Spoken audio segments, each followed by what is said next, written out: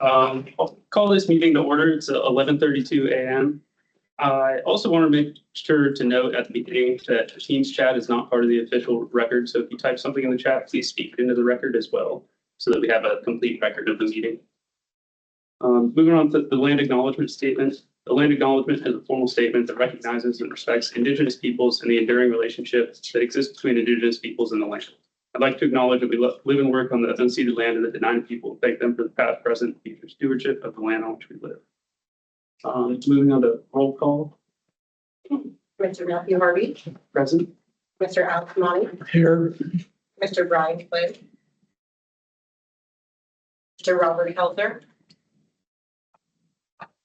Ms. Lindsay Hobson, Mr. Mark Lukin, Present via Teams. Ms. Carla McConnell, Present. Mr. Jared Weedle, Present. and Ms. Carmela Ward. Thank you. Thanks, everybody. Moving on to approval of agenda. Entertain a motion. Move to approve the agenda. Second. Hearing no objection, the agenda is approved. And now the chair's report. I wasn't here last. I was out of town last month, so I appreciate you, Al, for stepping in and chairing the meeting. So I don't really have too much of a report. Kind of just getting back up to speed. We changed the agenda around slightly, so there was really we wanted to leave some more time for open discussion, possibly like doing some more resolutions about the things that we hear about. So that's why we have a lot, I guess, more specific time blocking on the agenda. But if anybody has any feedback or anything, just call me, email me, and figure it out as we go. But that's kind of all that I have for a chair's report right now. Not too much. Moving on to the mayor's office for the informational report. We don't have the mayor's office right now. I think there is a special transportation committee meeting downstairs in the assembly chambers, or the assembly conference room. But they, I think, are going to be joining us at some point. So hopefully if there's a 5-minute update at some point later. Okay, perfect. Yeah, we can always roll back up the agenda. An assembly update. The assembly members, because of that special transportation meeting, weren't able to attend this as well, but I can read some of the quick updates that they sent us in an email. The budget process started with the mayor's preliminary 120-day memo. OMB's point of contact and will review. Assembly will have 2 work sessions in October for an overview of the budget, as well as one in early November to discuss amendments. There will be 2 public hearings on the budget as required by municipal code at the October 22nd and November 6th meetings.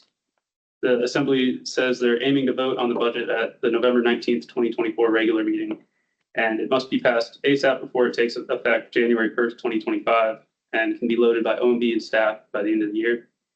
The assembly, along with the administration, are looking at some big urgent priorities related to budget and policy. Several is their road and winter maintenance, including snow plowing, workforce recruitment and retention, addressing the backlog in our vehicle fleet maintenance and replacement. And as they stated, there are other priorities, but these 3 have come up as needing immediate attention and a funding plan. The Anchorage Child Care and Early Education Fund, we had heard from the assembly about that at I believe our earlier meeting, and at the assembly's meeting on September 10th, they accepted a report of the ACCEE fund implementation team, who worked for over a year to prepare recommendations for use of the funds, including budget recommendations for the coming year.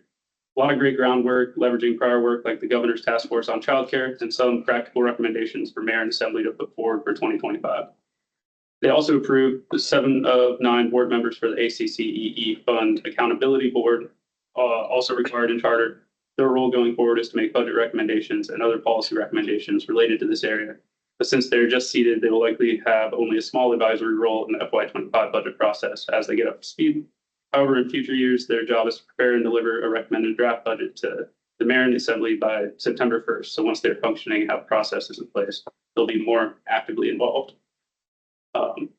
There's some attachments to the email. I think we might be able to send those around or send this email around. Lastly, the alcohol tax strategic plan and policy guidance. Also at the September 10th meeting, they approved the alcohol tax strategic plan, both a full report and longer plan. Also developed with the community steering committee, similar to the IT implementation team for the ACCEE fund, and short version with policy guidance for budgeting. The plan is not binding per se, but gives a lot of great recommendations on impactful use of the funds within the scope of the dedicated uses.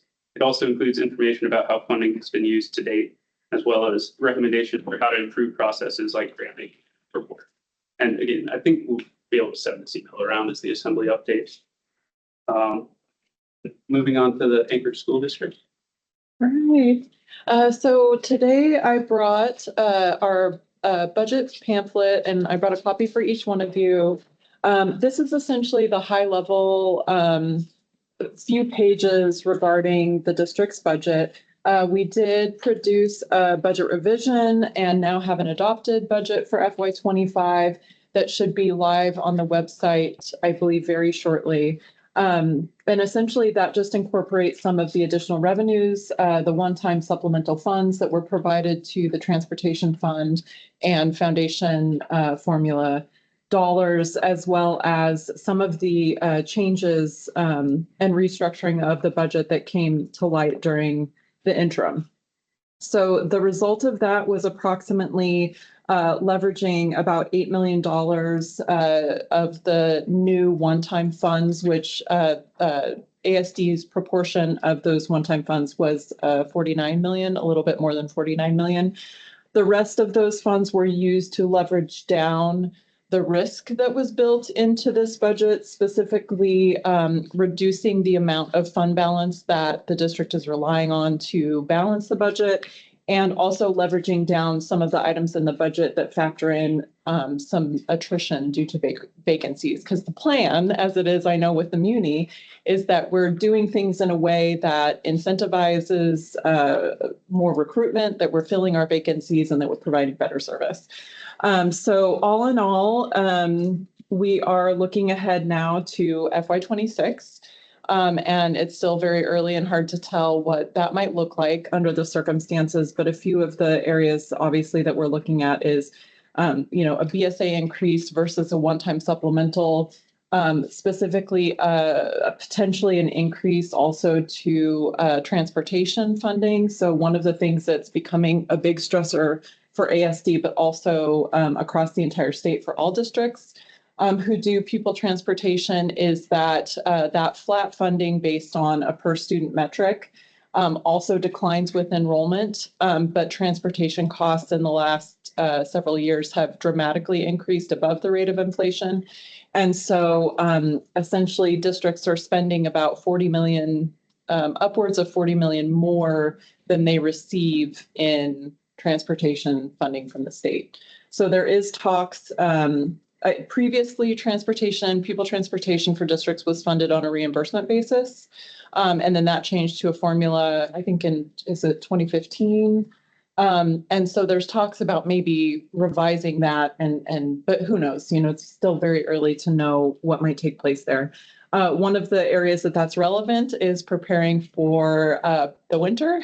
And so ASD is doing the same thing that the Muni is doing in terms of looking ahead and trying to plan, make sure that we have the adequate equipment and staffing to be able to handle whatever may come when the snow comes. So those are a few just very basic updates. And then I also see that Ms. Lessons is on the line. Great. Hello, everyone. Thanks for letting me join remotely. I feel like Katie's presentation is a tremendous example of board work versus administrative work. At the board level, we fundamentally channel community values into a what, and then we task the superintendent and his staff with the how. So I always learn from Ms. Parrott and our other sort of administrative team on how board goals are being implemented. I think that from my perspective, one of the most important things that the board has done this summer, and then we sort of moved into, we followed that up with an official memo this fall, is that we refined our 3 board goals for early reading proficiency, for math proficiency, and in our sort of the end goal, which is improved graduation rates. And we needed better data from the state to do that.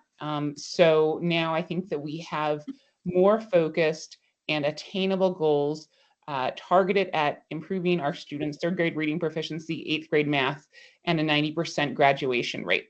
And then the question of how is essentially up to the administration or the approaches.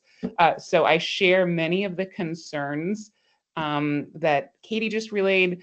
I think at an August work session, the administration shared that an early figure for that FY26 deficit could be in the realm of about 86 million, and that is after applying the remainder of the one-time funds. And just for scale, what I recall from our last budget discussions back in February is that every 1% or so of our fund balance equates to about $6 million. I could be off at this point in time. So if we've got an $86 million deficit, currently our fund balance, I think, stands around 8%. We'll be able to, we could spend down to 5% again. We haven't gone over solutions, but in my mind, we could bring that $86 million deficit down a bit, but then we will have taken on a great deal of risk again, and we are still going to be dealing with a massive amount of a gap to close. To that end, and it's sort of separate because I think that there is a component where the board and the administration and the community want to improve levels of service to students. We are going to be going through a school consolidation process. We're calling it right sizing, but in coming weeks, the board and the community are going to be engaged in a pretty, it'll be a challenging series of conversations through meetings, through community convenings that are going to lead towards, I think, a December timeframe when the board is going to approve a multi-year school right-sizing consolidation plan.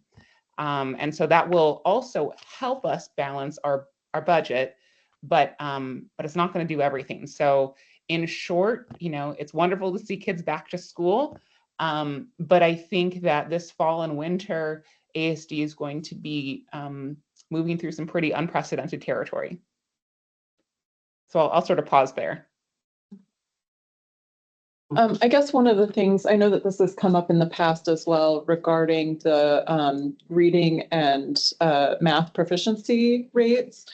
And so as the board is looking at this across the district, they have their goals, their new goals that they've approved and established.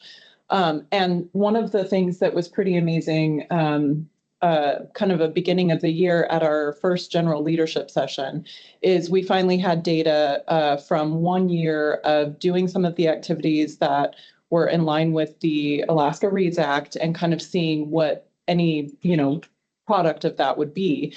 I think that I reported on this in a previous session here, but just to recap, the district did invest about $2.7 million in making sure that we were setting our strategies up and providing enough professional development and really going by the letter of the Reads Act in the strategies that the district was using and making sure that the staff were prepared for that and that that we were really doing that to fidelity. And that was a big investment under the circumstances when every dollar that's directed to one activity is really kind of looking at where you're reducing in another area. So that's always stressful for the budget folks, right? Is this going to pay off? Well, the beginning of the year, those metrics were showing that in K1 reading proficiency, the district gained 10 percentage points, which is pretty crazy for a 1 year period of time. And the other thing is some of the proficiency growth is now outpacing the national trend. So that was pretty remarkable data that suggests that doing some of those targeted investments and being really intentional about it really pays off for kids. So I think that those are some of the things that the board is going to be evaluating and weighing and balancing in this next budget cycle. Yeah, I thanks so much for bringing that up. And I just wanted to underscore that last year we did roll out a K3 reading initiative with supply curriculum and professional development. And this year, so right now, our grades 4 through 5 are rolling out their components. So, but this, we are now really revising the entire K-5 reading experience. And I think that's really exciting. And I'm looking forward to a multi-year plan of growth. I think it's fair to say that there can be an implementation dip, when you are first getting things going, you're a teacher, you're looking, at the new curriculum, you need to kind of get into the swing of things. So I expect to see an acceleration of growth in coming years. And I think that's really exciting. Any questions from Commissioner? I have a question. There's some money for, I forget the name of it exactly. There's an equity provision, the deed at the state level that not allocated funds properly. And I think that got vetoed. What's the status of that issue? The status of that is, I think it's where it's at, was that it's vetoed. Of course, the legislature, I think, has an opportunity to do that. I don't see that there has been a lot of momentum toward gathering for that. But essentially what that means, kind of the result of that, is that Alaska stays at the high-risk grantee designation with the U.S. Department of Ed.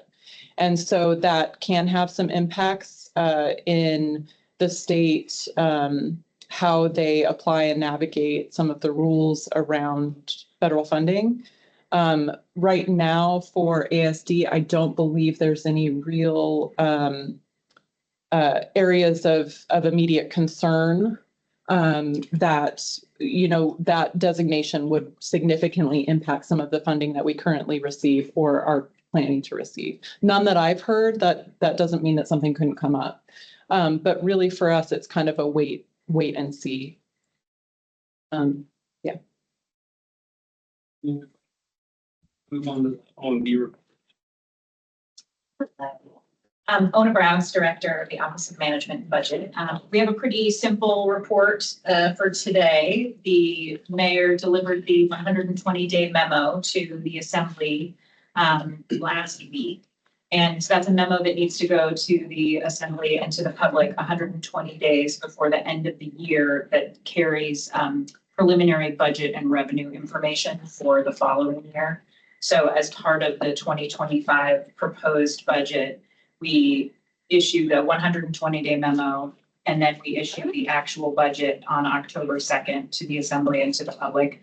And carried within the 120-day memo is any details on preliminary revenue changes, preliminary capital project information, utility business plans, and utility capital information. And so it's about, I don't know, it's a good 30, 40 pages long in total when it's printed. And we can send this to the body to review if you like. It's also listed online under the OMB webpage and on the Assembly webpage. But the general good news is that our revenues for 2025 right now seem pretty flat, so we're not losing funding. There are some changes within the revenue that are simple fund transfers that were either one-time moves in 2024 that will be changed in 2025. And I can go into detail on those if that's necessary, but when we present the budget in October is when all of that will be fully detailed, and more departmental information will be included, the whole budget book, as well as the utilities and enterprise book, the capital book, and the bond package. Any questions? The 120-day memo, would be the easiest place to find that. Is that in like Assembly meeting documents, or is it? It's listed under OMB's website as a hyperlink, but I can forward it to everybody here so that you can, immediate access to it. Awesome, thank you. Any other questions? I see Nolan is online now. We can roll back up to the mayor's report. Yeah, thank you, Mr. Chairman. Nolan Cloud with the Mayor's Office. I'm joining you remotely today because I'm home solo parenting with a sick 3-year-old. But But happy to give a quick overview on the mayor's office. We are approaching 120 days for the administration in October, earlier October, and so. Big priorities, to date have been to build the team, both the top level administrative team, but also filling vacancies and addressing retention and barriers to recruitment. And that's something that especially our Chief Administrative Officer, Bill Falsey, has been working on really aggressively. Big part of that is a staffing plan for APD that's coming out soon to fully staff the police department as one of our high priorities. In addition to a lot of under kind of like the mayor's priorities, the top one or the first one of being good government is about filling those capacity issues, addressing financial reporting, and getting caught up on those things. And so the work is going ahead strongly with all of that.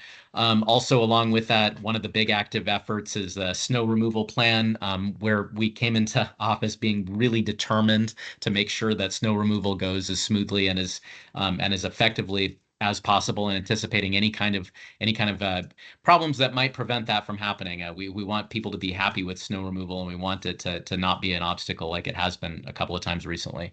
On the homelessness front, the cold weather shelter plan is something that one of my coworkers, Farina Brown, is actively working on, and will be ready to be unveiled soon. So working on winter sheltering as a big thing. We also have a housing priority document, the administration's priorities as far as how to build more housing generally at affordable, but also market rate housing, code barriers that are out there, Title 21 challenges with zoning, and also where something that I'm personally taking an active look at is a property tax abatement. We have the power to abate property taxes on new multifamily development, and we're developing kind of new policies on that front as an incentive to build more housing and help alleviate the housing crunch that we're in right now. Anchorage is building a very miserable number of homes per year.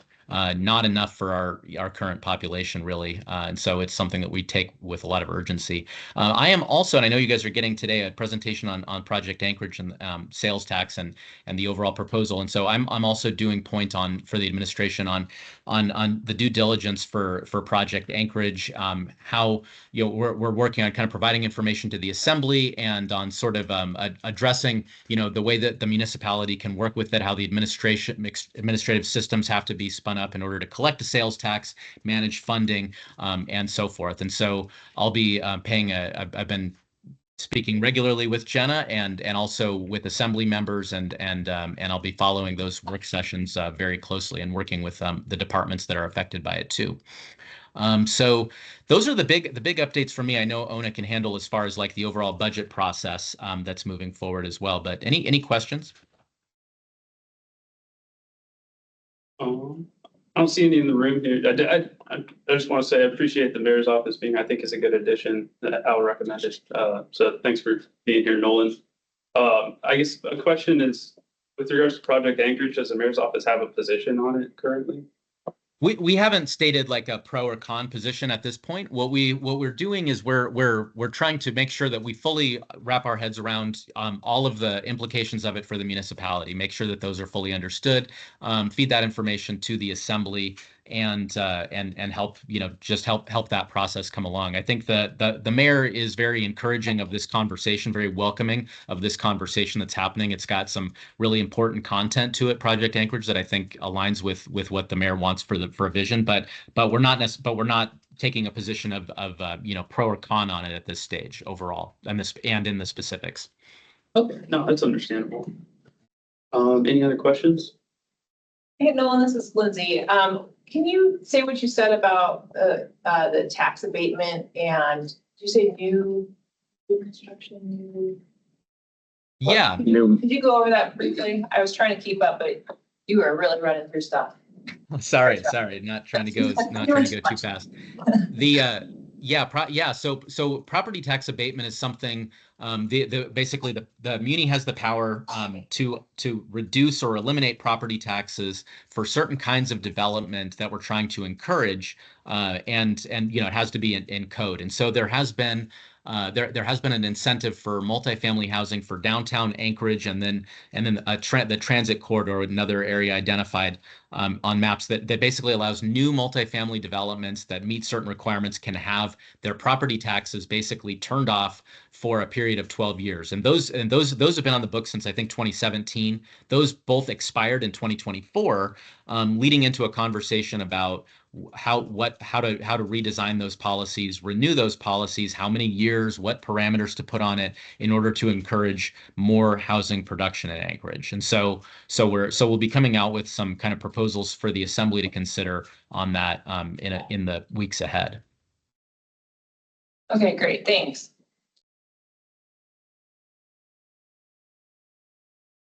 I don't see any other questions, but yeah, I appreciate the update, Nolan. So move on to the presentation for the meeting from AEDC. We have Jenna Wright here. Appreciate you being here. And do you have any materials or anything? I don't have any materials, but I have a slideshow to Okay, go through. perfect. So I think Aaron bringing that up for me, perfect. Great.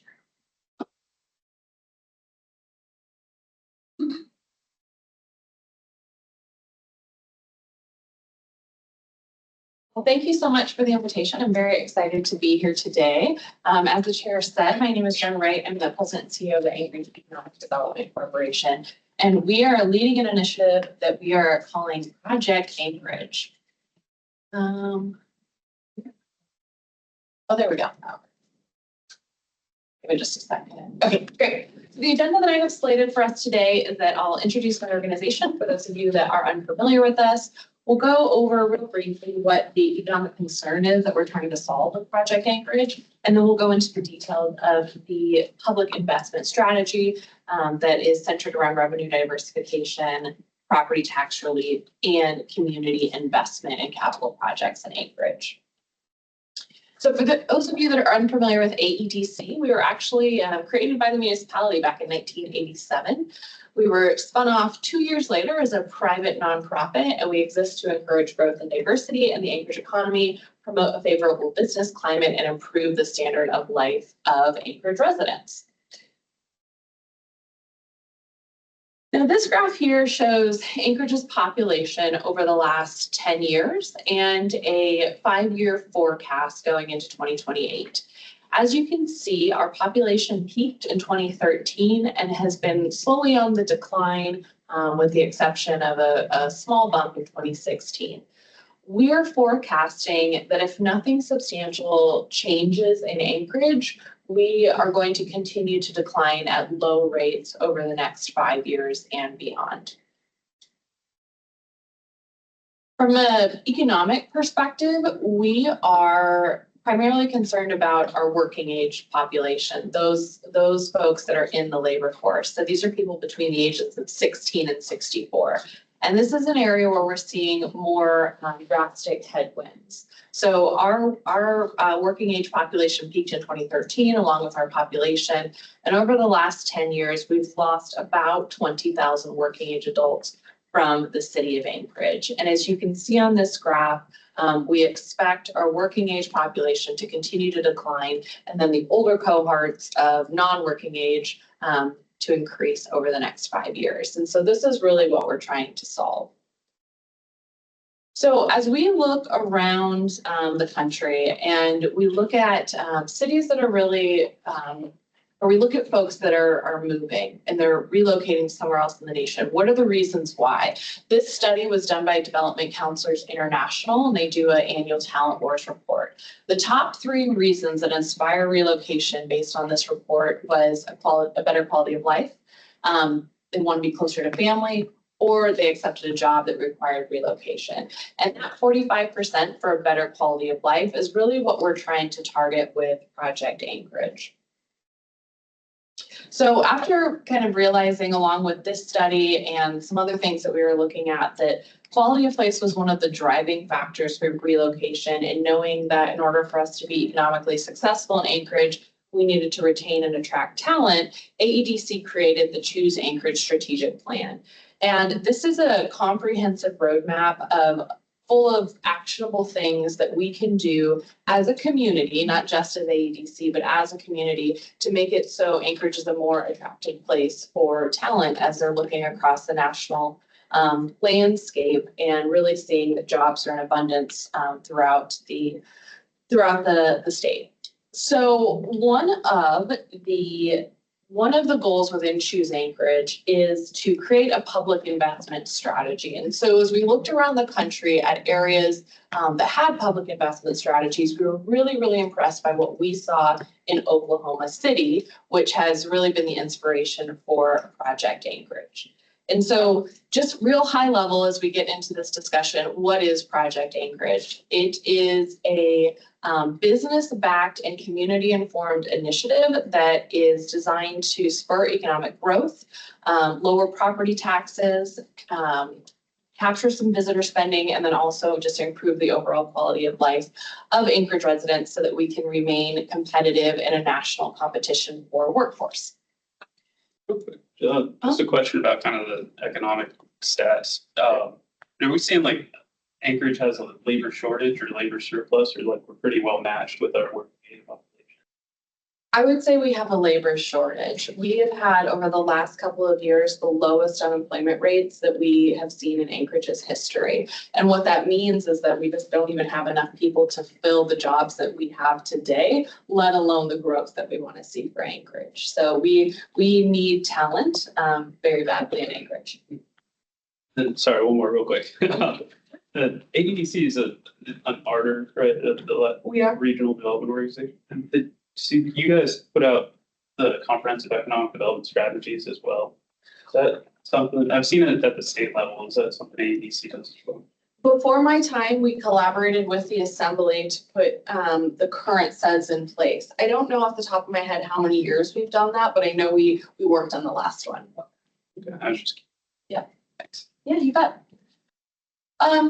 Okay, so the high level structure of Project Anchorage is a 3% temporary sales tax, 2/3 of which would be under the municipal tax cap for property tax relief, and 1/3 of which would be new revenue for capital improvement projects that were chosen by Anchorage residents and aimed at making Anchorage an even better place to live, work, and play as we, again, compete in this national competition for workforce. And we'll get into more details as we get to the presentation. And so although I am here representing AEDC and we are the lead on this project, all of the work that we're doing is being steered by this incredible business coalition of nonprofit leaders, retail, banking industry, nonprofit, native corporation, professional services, more, and really the work that we're doing couldn't be possible without these folks. And so I just wanted to give them recognition and express my gratitude. Okay, so going back to kind of taking a step backwards and seeing how we got here. Before my time at AEDC, there was an initial delegation of folks that went to Oklahoma City in around 2017 to observe what they call the MAPS program, and that stands for Metropolitan Area Projects. We put together another delegation of about 20 Anchorage business leaders in the fall of 2022 to go back to Oklahoma City and view this one more time. And really what we saw was this like vibrant, innovative city that was bustling with young families. You could tell that there was major economic growth and prosperity. But what we came to learn is that it really wasn't always like that. Back in the 90s, they were struggling with a lot of the same challenges that Anchorage is facing today. They had a drop in oil prices and a widespread banking system collapse. And what happened was their economy was struggling and young people and their families were leaving left and right. And so they got together as a city. They worked with their Chamber of Commerce at the time to say, like, what are we going to do about this? And what they decided to do was invest in their city. So it was a place that young families wanted to stay and young families wanted to move into. So they created a 1% temporary sales tax that was aimed at making the city a better place to live and subsequently able to retain talent. And as a result of these investments, the first was in the middle of the 1990s. Now they have attracted billions of dollars in private investment. Their economy's booming, and they've had over 40% of a population increase. So we were very, very inspired by what we saw, and wanted to think about how we could do something similar here in Anchorage. So just to give you guys a couple of examples of these types of projects that they funded with that 1% tax. On the left-hand side of the screen, this is Scissortail Park. It's a 70-acre downtown park that goes from the core all the way to the shore of the Oklahoma River. And as you can see, there's all kinds of different features in there. Trails, parks, there's an amphitheater, there's a performing arts stage, there's splash pads for the kids during the hot Oklahoma City summer days. And it's really, really beautiful. On the right-hand side of the screen, this is the Innovation District. This is a rendering because the development isn't fully done yet, but it's essentially going to be a small business development hub that has a biopharmaceutical workforce training program on site. It's also got lodging and community space on site, and they're attracting innovators from all over the country to come to Oklahoma City and convene in this innovation district. On the left-hand side of the screen, this is a really fun project. It's kind of a testament to why it's so important to get the community involved in the project selection process. There was a rafting athlete that lived in Oklahoma City and noticed that there was like this 1 mile perfect stretch of their river and said, hey, we should really be putting a race course in place here. So, the powers that be got together and put together a beautiful vision for a boathouse, a man-made whitewater rafting feature that goes off of the river. And now this is the host of the 2024 Olympic trials. Red Bull comes and does all kinds of really fun events, like whatever these folks are doing here on the left-hand side of the screen. And it's really created a amazing place around this part of the river. And then the right-hand side of the screen, this is a large convention center that's important to any thriving city. But they built this with the dreams of attracting a national sports team. And back in 2008, they attracted the Oklahoma City Thunder, or some will say stole the Seattle Sonics. But either which way, they've been playing there ever since 2008, and it's a huge economic driver for the downtown area. Okay, so then bringing this this kind of story back home to Anchorage, once we got back from this trip, we couldn't stop talking about how amazing MAPS was and how we really felt that Anchorage was primed to do something similar. So we basically were just telling everyone that would listen about this really cool project. And eventually it caught the attention of 2 of our assembly members who approached AEDC at different times and said, hey, I've heard about this MAPS idea. I'd love to do something similar in Anchorage, but if we're going to do a sales tax, we should also have a component of property tax relief in there as well, which is something the AEDC Board of Directors agreed that was a critical need for Anchorage. So in the summer of 2023, the AEDC board convened a sales tax committee that was made up of business community members and the 2 assemblymen that had approached us. We had 7 meetings over the course of the summer where we established, one, is there any interest in a sales tax in Anchorage? There was. So then we moved on to debate the merits, the structure, and the different exemptions that we're recommending in a sales tax proposal. And we produce a comprehensive report that is informing the work that we're doing today. And now through I guess it would have been the fall of 2023 and then the beginning of this year, I have asked businesses and different business associations to join that coalition. And we have been meeting on a bi-monthly basis, focus on implementing all of the committee recommendations. And we're really modeling the work that we're doing around Oklahoma City MAPS. But we've also done this once before in Anchorage when we did Project 80s. That's when we got Sullivan Arena, Lusac Library, Performing Arts Center, the museum, Coastal Trail, all of these really great capital projects that we still love today. But we've not done that we've not done anything substantial like that since the 80s. And so we really believe it's time to do this again for Anchorage in a way that's reflective of the city that we're trying to build for coming decades. So now let's get into kind of the specifics of the proposal. I mentioned that 2/3 would be for revenue diversification and property tax relief. Our goals with this portion of the sales tax would be to increase housing affordability, reduce the cost of doing business, and capture visitor spending.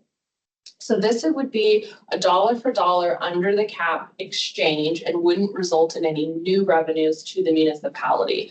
Instead of taxes coming from property owners, the same amount of taxes would come from this sales tax. This would reduce Anchorage's property tax burden by about $120 million per year, which is resulting in about a 20% reduction in property taxes. So if you own an average priced home in Anchorage, this would be about $100 off your monthly mortgage payment because of the reduction in property taxes, just to put that in perspective. And we, this is really important. We were just talking about, or Nolan was just talking about the fact that the city is in a housing crunch. We're not building near enough housing. It's getting more and more expensive, and whatever we can do to reduce that cost, I think is really important for the city to approach right now. Okay, and then the next one, the other 1% would be modeled very closely to Oklahoma City. As we discussed earlier in this presentation, the sad reality is that we are losing our working age population. And we really believe that it's time to invest in ourselves so that we can retain the young folks that are graduating from the Anchorage School District, and even better, attract more folks and their families from the lower 48. So our goals with this section of the tax would be to improve the quality of place that we have in Anchorage, increase the retention and attraction of talent. We want to attract additional private investment, and then we want to capture visitor spending. This would result in about $60 million of new revenue above the current municipal tax cap that would go towards capital improvement projects.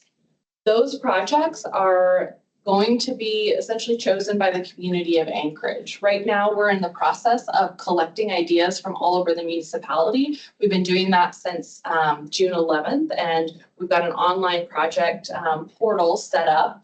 We have well over 200 submissions, and I know there's a few procrastinators, so we're expecting to see quite a influx of projects over the next 3 days before the portal closes. But really, from there, we have a project selection committee that's helping to organize all of these projects and put them into different kind of buckets, and then we're going through the feasibility of them and seeing whether it's something that is viable for Anchorage. We are layering on additional criteria, like the fact that we want to make sure there's something in Eagle River or something in Girdwood, and then things kind of sprinkle out throughout Anchorage as opposed to just being centered in one location. And then we also want to make sure that there's subject diversity, right? So we want to make sure that there are things that appeal to the outdoor community in Anchorage and the arts and culture community in Anchorage, and all kinds of things along those lines. So we're in that process. And our goal is to go through a public polling process after we're able to sift through some of those projects to really get an idea of what Anchorage residents are looking for and what would excite them. And then one last thing to talk about in regards to a sales tax is one of the major benefits is that everybody pays for it, including those that don't live in our city. 1 in 4 of Anchorage's labor force alone doesn't live in Anchorage, and about half of those are commuting in on a daily or weekly basis from places like the Mat-Su Valley or the Kenai Peninsula, and they're not paying any property taxes for the municipal services that they enjoy. So our estimation is that at least 20% of the tax would be paid for by people that don't live here in Anchorage. And then on this slide, we've covered most of this so far, but I just wanted to point out that the committee last summer really debated the exemptions, because one of the criticisms of a sales tax is that it can be regressive towards lower income households because they have to spend a higher amount of their household income on household necessities. So we really tried to we really tried to minimize that as much as possible. And so we recommend that most groceries are exempt, medical care, rental housing, financial services and transactions, gasoline, childcare and childcare products, all of these be exempt from the sales tax. And then additionally, on the opposite side of the spectrum, we recommend that there's a cap on the on transactions that are in excess of $1,000. So you would only collect a tax on the first $1,000 of any transactions, which works out to be $30 and our 3% proposed sales tax. And the reason for this is that we didn't want to get into an environment where people are making larger purchases out in Mat-Su or down on the Kenai Peninsula, where there is a cap on transactions based on the sales tax. So is that the same cap in Mat-Su and Peninsula? I don't have those numbers off the top of my head. I think the Kenai's 500, and I can't remember what Mat-Su is, but it's in the same vicinity. Okay. Yeah. Okay, and so in terms of our timeline, I mentioned we have the project portal open right now. That is going to close on Sunday, which is September 15th. From there, we're going to go through our project selection process. We're going to poll the public to see what kind of projects are most exciting to Anchorage residents. And then we will continue our work with the assembly to eventually, our goal is to get this approved by January so that it can be up for the consideration of Anchorage voters on the April 2025 municipal election. So with that, I'm happy to answer any questions or have any further discussion, but that was my prepared presentation. Great, thank you. Any questions? This is Carla. Sorry, could you just flip back to 2 slides? Thank you. You can go ahead and ask questions. I've got lots of questions too. I just wanted to make sure I read this. I don't see any in the room right now, so you can go ahead if you have questions, Carla. Oh gosh, yes. First of all, you say a temporary tax. Will the voters know how long this temporary tax will be in place? Yes, our committee is making the recommendation that it be in place between 6 and 10 years. There's a couple of things that will help to narrow that recommendation down. Once we have the projects selected, we'll have a better idea of the amount of budget that we'll need to accomplish those projects. And then this is also going to be a collaborative process with the Anchorage Assembly. So we need to chat with them and see kind of what their priorities are and what they think would be the best policy. So our current recommendation is a temporary sales tax for 6 to 10 years, but by the time it gets to the ballot, it would be defined in the language. Thank you. Lizzie, I have a question. I see Mark has his hand up, so I'll stop. You can continue. I'm patient. I can wait. Okay. All right, we'll go Lindsay and then Carla and then Mark.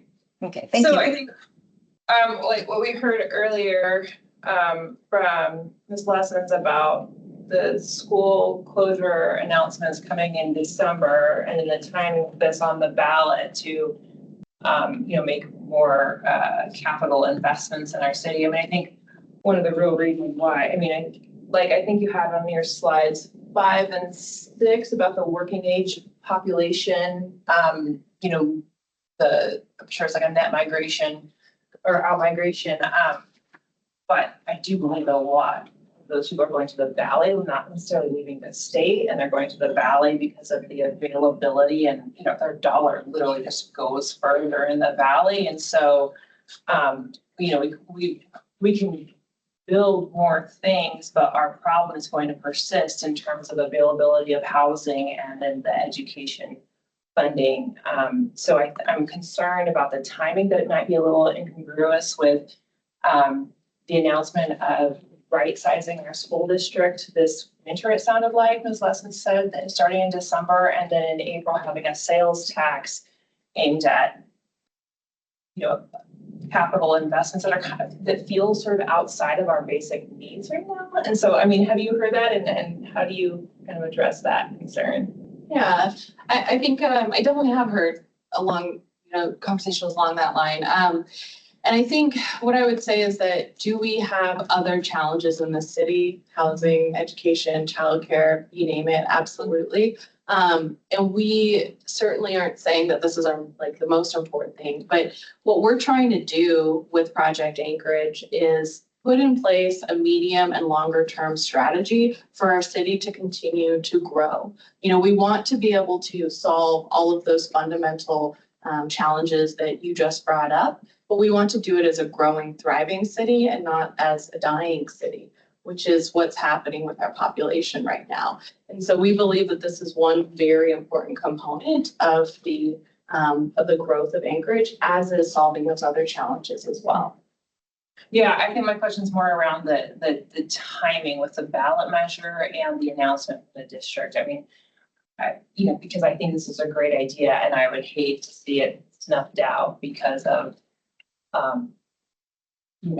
the alarm that folks are feeling maybe over here with the school district issue that could also be driving people up to the valley or elsewhere. And then to have a ballot measure that, could create a pathway. Not necessarily, but like for people to be contributing more. Right now, we don't pay a sales tax. We don't have a state sales tax. We don't have a local sales tax, and our schools are lacking funding. So I just think that the timing is going to be challenging for Anchorage because we're going to have bad news on the one hand and an opportunity, but doesn't really solve the challenge. And I don't know if you all are coordinating with the school district on that, because I think it's a great idea and I would like to see it happen. These things are not successful typically in Anchorage, and just want to make sure it's the right.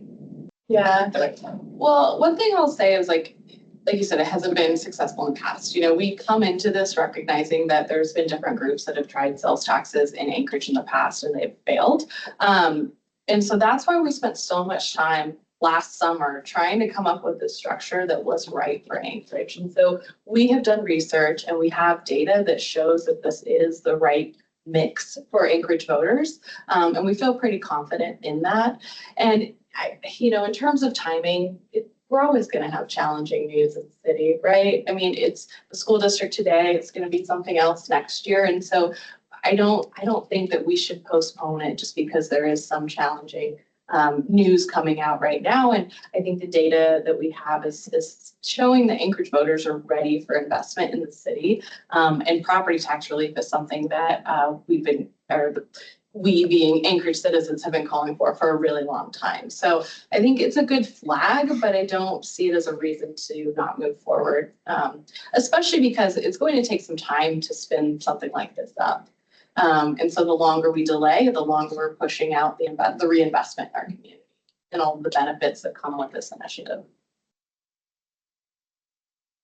Carla, you have another question? Yeah, so actually, to piggyback on Lindsay, because I had the same concern, we talk about the fact that we're not capturing, and we had this whole discussion when we put the gasoline tax, when we recommended the gasoline tax. We're like, oh, they use our roads, they use our sidewalks, blah, blah, blah, but yet we collect nothing from them. And of course, when I was talking to somebody from the valley, they're like, well, then why would we be dumb enough to come into your town and buy gas? That's ridiculous. And so capturing money from them, I don't know if that's a reality because they have all the amenities out in the valley that they need to shop and everything else. But the other thing that I'm concerned about is I know to get it on, probably to get it passed by the voters, we dangle this, oh, we're going to reduce your property taxes situation. But I just need you maybe to explain to me how a reduction in property tax is and an increase in sales tax is going to net the city more money.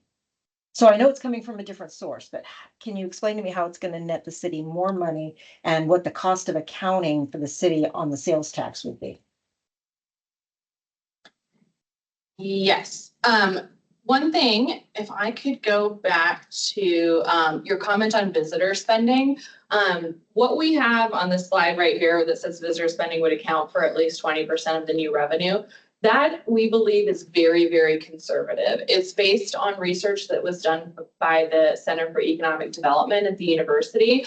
And they were really only able to estimate the amount of out-of-state visitor spending that would happen in Anchorage. We know there's also going to be some spending from commuters, but that's really not included in these numbers. So this is a very, very conservative number.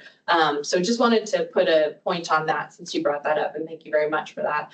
And so next question was how will it result in additional revenue into the municipality?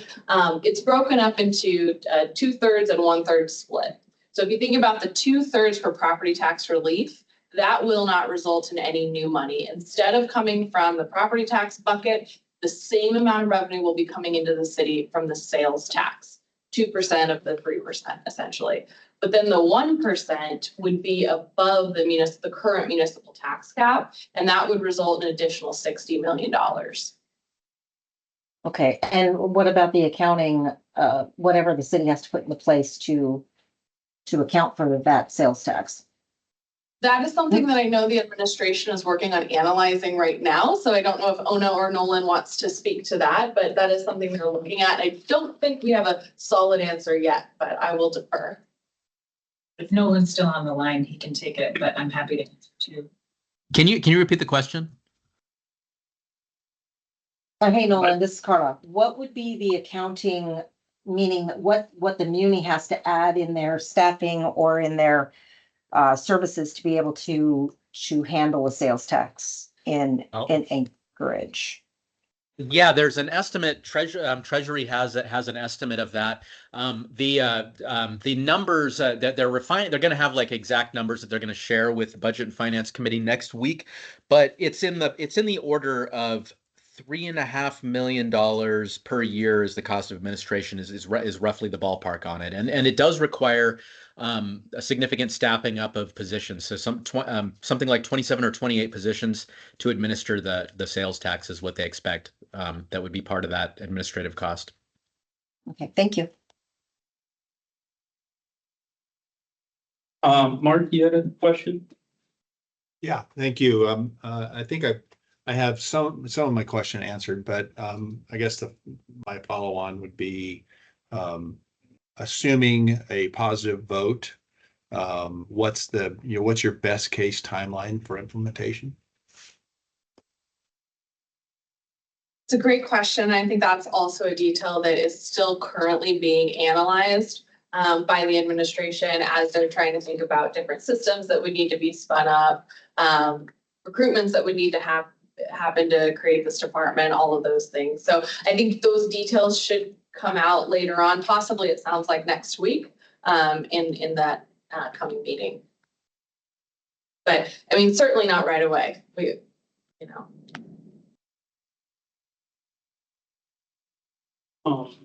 Also, for the people online, we have the slideshow up, so I can't see any hands. So if you have a question, And just stop sharing it. oh, there we go. Yeah, that works. Yeah. All right, thank you. I have a few questions. Kind of jumping back to Lindsay and Carla's question about timing and stuff. Has there been like polling on voters done, like on willingness, like how it might turn out? Bit along that way. Yes. Yeah, we did a pretty comprehensive poll earlier this year where we tested this exact structure, and we did find that it would pass with about a 14-point margin. And that was before we really had any projects identified. Our expectation is as we introduce projects that Anchorage residents tell us are exciting, that margin will increase. Another question is like, is just types of projects. Would like any deferred maintenance type of projects be like feasible? Would it be feasible, or is it mostly kind of like Project 80s was a lot of new stuff? I know that the PAC has some deterioration. They have a lot of capital project needs and just things like that. Is that things that people are submitting as well, or is it mostly focused on new stuff? Yeah, originally we had expected to just, build shiny new buildings, and we actually have gotten a couple of submissions about upgrading current facilities. And so I think as a coalition, we're kind of looking at, is there a proper balance there where we can still transform the landscape of Anchorage with these new large capital projects like they did in Oklahoma City and following that successful model. But is there a way to do some upgrades to other facilities in Anchorage? Possibly. It's a topic of discussion right now. And then, sorry, I see, just while you're here, real quick, ASD, this admittedly is something that I'm pretty weak on, is how the required local effort is calculated. But if property tax relief is in place, would that affect ASD's? So the local required is calculated based on the true value. So it wouldn't necessarily be calculated on any kind of tax changes that the muni made in terms of what they're actually recouping. And assuming we somehow make housing more affordable, will that affect the taxes available for funding the city, the school district, et cetera? So, it wouldn't result in any new revenues for like general government funding, or school district funding or anything like that. Rather, what we're hoping is that we're able to increase the tax base over time because we've made it a city that's so attractive that everybody wants to come be here. And so that's more of our longer term goal, is that we're increasing that overall tax base.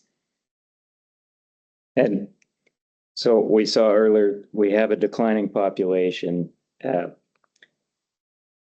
Where's the housing going? Assume we've been housing most of these people and they're disappearing. Are we losing housing at a more rapid rate than we're losing population? Great question. I might defer to my economist friend Nolan Cloud on the line, but I mean, it's a complex environment, right? Because we have demographic changes that are happening in Anchorage. We're getting older, and as you get to be older in life, you have smaller household size, right? So that dynamic is in the interplay of the housing that's needed in Anchorage. We also are losing some housing. I mean, a ton of our housing was built in the 70s and 80s. There's things like fires that happen every single year. So yes, we're losing some. We've got the Airbnb factor that's coming into it. So we're taking some housing off the market for short-term rentals. I already mentioned that household sizes are getting slightly smaller. And so I don't know that it's any one thing that's causing this housing crisis, but all of those factors combined have created a situation that we're in now. And then, of course, we just haven't been building housing to the degree that we should be for a city of our size for probably, a decade now, at least. I think there were 200 something houses built last year, which is abysmal. Nolan, feel free to contribute to that question. Yeah. Through the chair, the reasons Jenna mentioned are all really good reasons. I think that the changing household size factor, like as you have the population doesn't have as many families with children, adults tend to spread out into more homes, and so you have the same number of people spread across more housing units as part of the element there, and then the deterioration of some housing. We do have attrition of our housing units that happens. If you talk to our code enforcement folks or our fire department, there are not a negligible number of homes that become unlivable every year. That's part of it. And yes, Airbnb and short-term rentals do take some homes off the market every year. And that is a number that generally seems to be increasing each year. So all of those things are contributing a lot. But I think your question, though, about how it affects overall, how affordability would affect overall like tax revenues or property values in aggregate, I think is depends on how the affordability happens. If it happens because there's a huge housing crash and everyone leaves, then it's obviously terrible for revenues. But if it happens because we're building so much new housing that there's new value being added, but lots of that housing is fairly affordable, then it's a very good thing for tax revenues. So as we have housing attrition, is the municipality considering rezoning any of those? I assume a certain amount will be single family housing, rezoning to make more multifamily units available. Oh, that's a whole complex conversation that's happening right now about Title 21, where our land use lives. I mean, the Assembly has passed that ordinance recently, the home initiative that allows, duplexes to be built anywhere that single family is allowed. And so then we have the ADUs, accessory dwelling units, that allow more units to be built on property. So zoning and land use considerations are definitely, very active front in the whole, in our housing strategy collectively.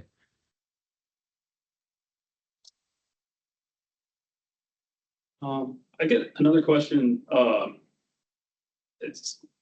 guess, has the tax cap and any implications with, if there's property tax relief, maybe the question is more so like what the mechanism of property tax relief would be, or if there's any effect on the tax cap. I don't really know. Has that been brought up at all? I mean, I'm not a municipal budget expert, but I mean, from a very high level, the way that we intend for this to work, that we being the coalition, is that the same amount of money is being pulled into the city to then be distributed on, whatever expenses. But instead of coming from property taxes, it would be replaced by the sales tax. So I don't know if you want to jump in. It's a more eloquent. Sorry, it's kind of just an open-ended question. To the chair, that what Jenna said is true, right? The intent of the measure is to maintain the tax cap as it is. Because of the way the tax cap currently works, there's a ratchet that moves it down if you have a lower taxing amount in the previous year. So part of the mechanics of working out the details of the proposal are how would that impact the tax cap? When would the collection occur? What is the forward motion of when you collect it versus when it's applied to the property tax relief? And how would that sort of function within the municipal collection process, but also in the rebate process for property taxpayers?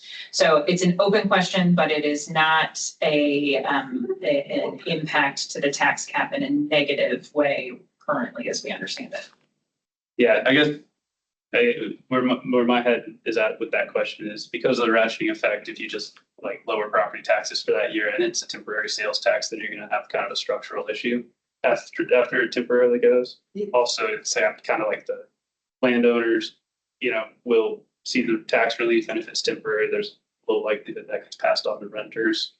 So I don't know, just things in my head is it could cause some structural things. Mr. Chair, I think that's right. And that's part of the challenge with figuring out how exactly that interplay would work.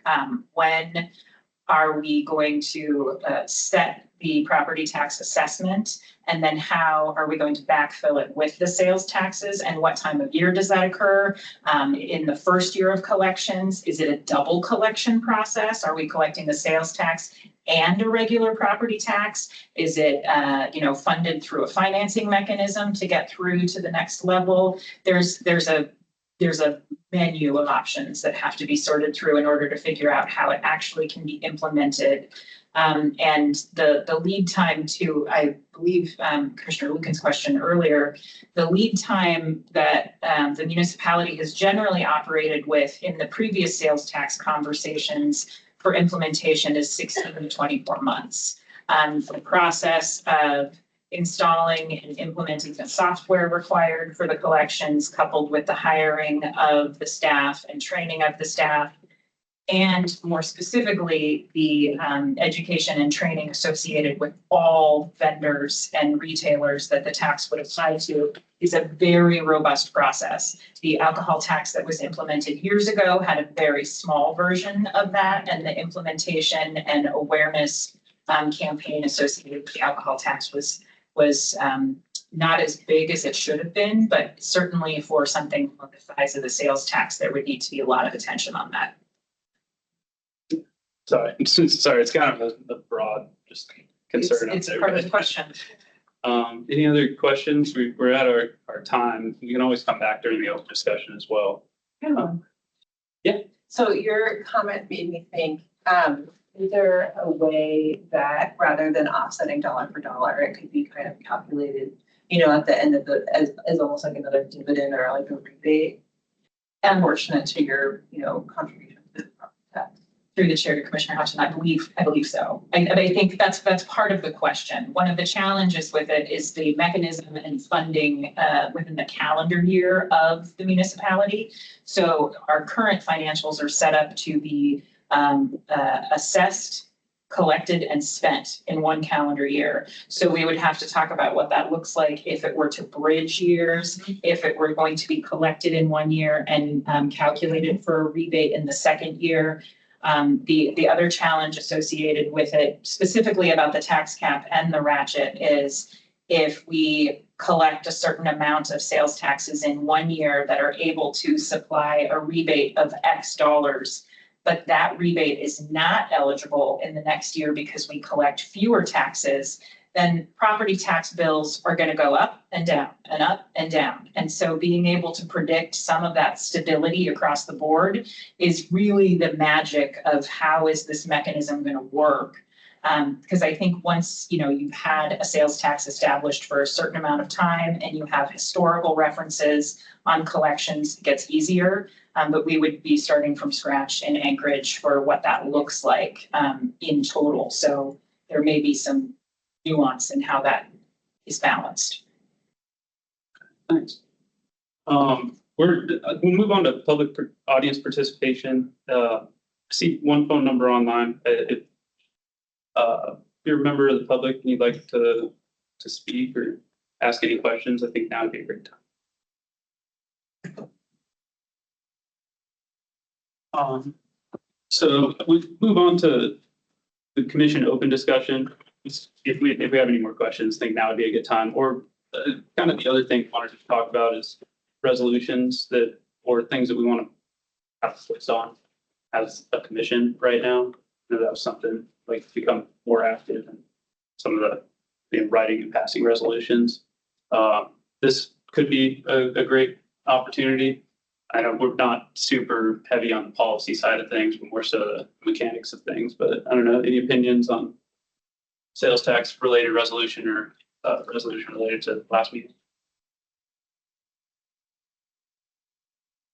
Through the chair, I mean, I think, you know, this is definitely a spot where we could, you know, weigh in and provide a recommendation. I don't think it's, you know, I don't think it's necessarily right. Maybe at this point it might be a little bit early.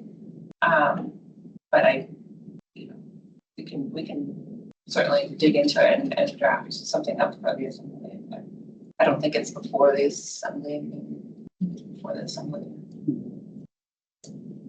Yeah, it kind of sounds like there's some of the specifics that maybe it'd be tough to write a resolution about.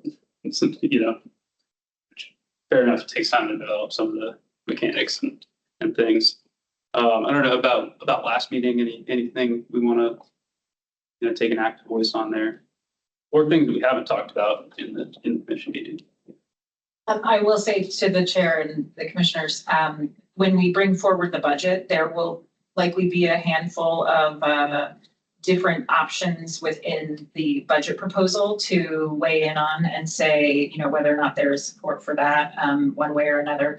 The bond proposals that will be coming forward and any additional ballot proposals that may be coming will be part of the same sort of timeline as the sales tax. So I think the October meeting will have a lot of content that can be sort of part of the conversation as far as resolutions of support or otherwise. That sounds good.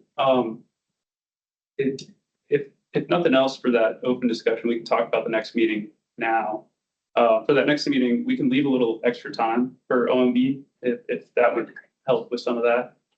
We have some other topics on here, property tax changes and assessment methods. I know there's a state level bill that passed that I thought had property tax assessment implications.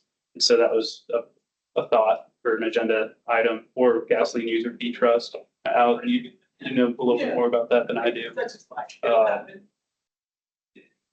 I guess which subject do you think that the members think that we should do, considering it'll have a little bit less time than the presentation today?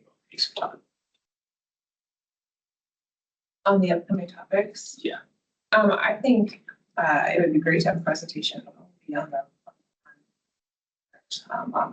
because that would be really timely for this commission if we're going to draft a resolution. I'm definitely open to just having that be the bulk of the presentation and leaving a little extra time for open discussion, a little more than. We would be able to, I'm assuming with consultation from PME, the Project Management and Engineering Department, we would be able to bring sort of the bond map, the capital project proposal and go through that. So you could be aware of how, what, when, where, why all the projects are that are on that proposal as part of the budget conversation. So yeah, it could take up some time. Yeah. I think it would be valuable if we could have some study materials so we can prepare ahead of time as well. And we can forward the documentation, the budget in particular, to the commission on October 2nd when it's provided to the assembly and the public. And any communication that goes back and forth about the specific things included in the budget, we can make sure that that is received well in advance of the standard meeting week. That'd be great. Thank you. Yeah. And so I guess for the next meeting, we'll just include kind of the main presentation from OMB and maybe include a little, 15 or 20 minutes for open discussion to discuss a resolution for that next meeting. Great. No, that sounds good.